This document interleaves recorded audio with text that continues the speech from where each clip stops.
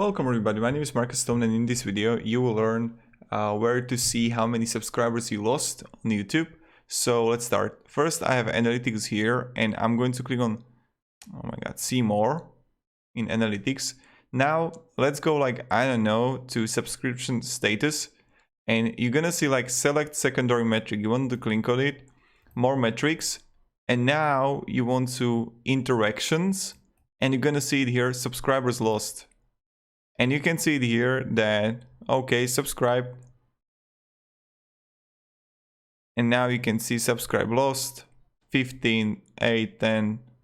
And it's for me, it doesn't really matter.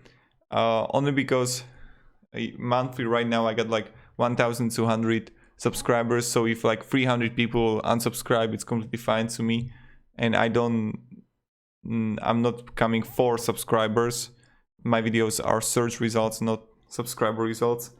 And yeah, so this is where you can find how many subscribers you lost. Thank you very much everybody for watching. Have a great day and see ya. Goodbye.